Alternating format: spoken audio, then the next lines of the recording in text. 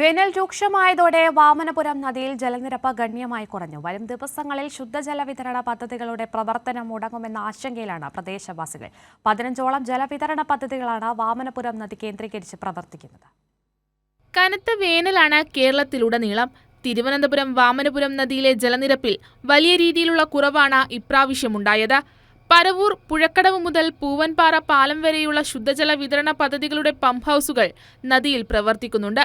ചിറയൻകീഴ്, വർക്കല, തിരുവനന്തപുരം താലൂക്കുകളിൽ കുടിവെള്ളം എത്തിക്കുന്നതും വാമനപുരം നദിയിൽ പ്രവർത്തിക്കുന്ന വിവിധ പദ്ധതികൾ വഴിയാണ്. വേലിയേറ്റ സമയത്ത് കടലിൽ നിന്ന് ഉപ്പുവെള്ളം നദിയിലേക്ക് കയറുന്നത് തടയാനും വേനൽക്കാലത്ത് നദിയിൽ ജലനിരപ്പ് താഴുന്നത് പരിഹരിക്കുന്നതിനുമായി പൂവൻപാറ പാലത്തിന് സമീപം സ്ഥിരം തടയണ നിർമ്മിച്ചിരുന്നു. എന്നാൽ അശാസ്ത്രീയ നിർമ്മാണ രീതി കാരണം വേനൽക്കാലത്ത് നദിയിൽ വെള്ളമില്ലാത്ത സാഹചര്യമാണ്. പണ്ട് മാറ്റിക്കൊണ്ട് പൂവൻപാറ സ്ഥിരമായിട്ടുള്ള ഒരു ചെക്ക് ഡാം വന്നു. അതിനുശേഷമാണ് വെള്ളം അവിടെ തങ്ങി നിൽക്കാറില്ല, വെള്ളം എല്ലാം ഒഴുകി താഴോട്ട് പോകുന്നു. അപ്പോൾ ഈ വേനലാകുമ്പോഴേക്കും വെള്ളം പറ്റിക്കൊണ്ട് ഇവിടെ നമുക്ക് വെള്ളം പമ്പ് ചെയ്യാനുള്ള ബുദ്ധിമുട്ടുണ്ട്.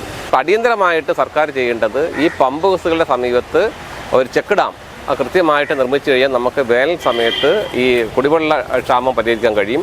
അത് അടിയന്തരമായിട്ടും സർക്കാർ ചെയ്യണം. ചെക്ക് ഡാമുകൾ നിർമ്മിച്ചാൽ നദിയിലെ ജലദൗർലഭ്യം ഒരു പരിധിവരെ നിയന്ത്രിക്കാൻ കഴിയുമെന്നാണ് പ്രദേശവാസികളുടെ വിശ്വാസം. 15ഓളം ജലവിതരണ പദ്ധതികളാണ് വാമനപുരം നദി കേന്ദ്രീകരിച്ച് പ്രവർത്തിക്കുന്നത്. കൈരളി ന്യൂസ്, തിരുവനന്തപുരം.